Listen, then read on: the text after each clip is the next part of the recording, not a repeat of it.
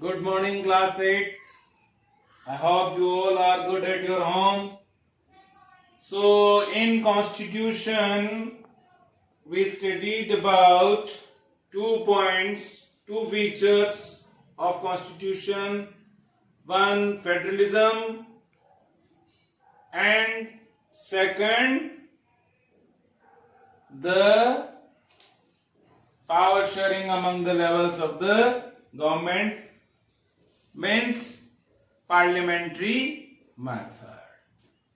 So we discuss all these points, and as you respond yesterday, that was good response by you all. Keep it up. Now our today's topic is separatization of power. Students, it have the long run history. First, in 4th BCE, General Assembly was found. In India also, that Indian people also followed this tradition to separatize the power. In ancient India, king always be consulted with his ministers, and there was a separate person to deal with the criminal affairs, Kotwal, or the decision was declared by the Pandit priest or later on Kaji. So we followed separatization of the power in ancient India. Romans also followed the same thing. But in 18th century, a philosopher named Montesquieu introduced this idea thoroughly in a very good manner, that is separatization of the power, through his book Spirit of Law, in which he described executive, legislature and judiciary. And this was the time of French Revolution. After independence, America adopted this one, and similarly we also adopted this one after our independence. The bigger meaning was described by John Locke, that three philosophers, Hobbes, Locke and Rousseau. So John Locke, he described about the separatization of the power in a very different manner, in a very positive manner, that power sharing give good opportunity to govern the citizen in appropriate manner. I hope you are understanding this one. Thank you. Now, separatization of the power. We divided the power into three categories: legislature, executive and judiciary. Legislature means parliament. It is state parliament or central parliament.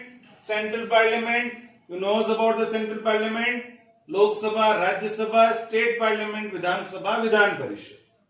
So what is the role of the parliament?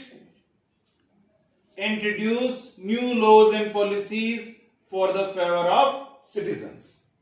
Second, executive. For taking care of all these peoples, we are having executives, prime minister, chief minister, president and governor.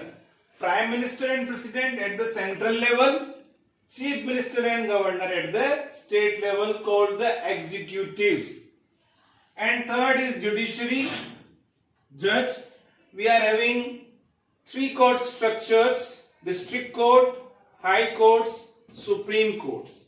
So all three organs work together for the betterment of the citizens, and if any organ is not working appropriately, other organ guide them. For example, right now judiciary ordered or asked the government that what is their planning about COVID. Judiciary indirectly interrupt the parliament and ask them to present the report in front of them. This is called check and balance theory. Not a single organ passed the proposals which is not favorable for the countrymen. They can appeal, they can interrupt. So this is check and balance among the organs. If a single organ, now they ask them, how can you introduce them directly? Judiciary cannot pass any proposal. They go through with the process of the parliament.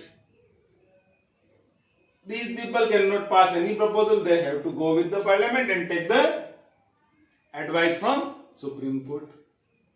So this is our third point.